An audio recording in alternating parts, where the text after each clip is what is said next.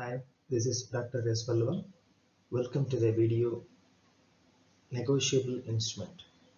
This is one of the topic in banking and insurance, third unit. Now we are going to have a look at the negotiable instrument. These are written documents that can be exchanged for money. Examples of negotiable instruments include checks, promissory notes, and a bill of exchange. Normally, the negotiable instruments are written promises or orders to pay money. They play a crucial role in commercial transactions by facilitating the transfer of funds and obligations. So, what are the negotiable instruments? When we say these questions might be arises, negotiable instruments are legal documents that represent a promise or order to pay a certain sum of money. They are transferable and can be used as a form of payment or collateral. Examples, as we saw earlier, checks, promissory notes, and drafts, bill of exchange, and all. These instruments allow for efficient movement of funds without the need of physical cash. Now we look at some of the characteristics of negotiable instruments. They must be written and they must be signed by the drawer. The drawer, drawee, and payee must be clear. The amount to be paid must be very much clear. They must be stamped properly. They must contain an unconditional order to pay money. Types of negotiable instruments. So, promissory note, checks, inland instruments, foreign instruments, ambitious instruments. These are the types of instruments.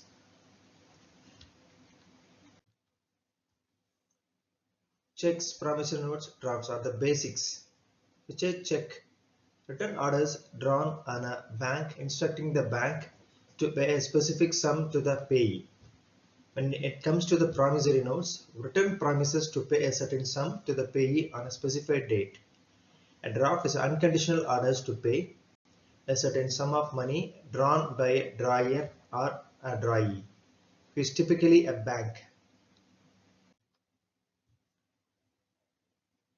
These are the characteristics of negotiable instruments. Return must be written and signed by the maker or the drawer of the negotiable instruments. Unconditional must contain the unconditional promises or order to pay certain sum. The amount payable must be definite amount or the certain amount.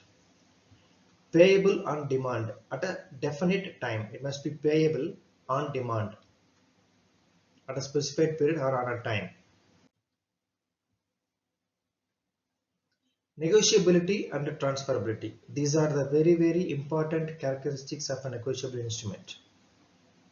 When we say negotiability, is the ability to be transferred from one person to another person, which means it must have the nature of endorsement. So it must be transferred from one person to another person's. Then the transferability, the ability to be passed on to a new holder with the same legal rights as the original holder. The negotiable, which means the negotiable instrument must have the capability of transferability, as if the same legal right as the original holder. Endorsement and a negotiation. The endorsement, the signature of the payee on the back of the instrument transferring the ownership. Negotiation is the process of transferring the ownership of a negotiable instrument to a new holder. The drawer of the negotiable instrument will passing the negotiable instruments to the other persons, to the new holder. Say for example check or bill of exchange. The different types of endorsement exist. Rights and the obligations of the parties. Maker or drawer. The party who create the instrument and promises to pay to the other person is called the maker or the drawer of an instrument. Payee, the party who is entitled to receive the payment. Say for example, I'm having the account in the State Bank of India. I'm drawing a check.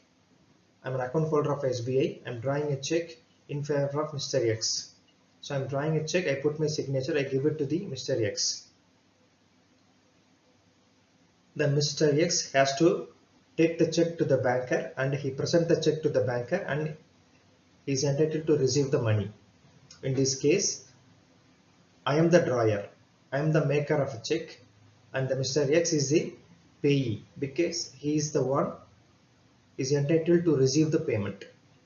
Then holder in due course, a party who takes the check in the value in good faith and without the notice of any default against the payment. So it is what we call holder in due course. So these are the basics of negotiable instruments, practical considerations and legal implications, forgery, fraud and statute of limitations. Fraudulent signatures can lead to a significant legal repercussions. Fraud negotiable instruments can be used to perpetrate fraud or other financial crimes. Statute of limitations. Time limit. Apply. Thank you.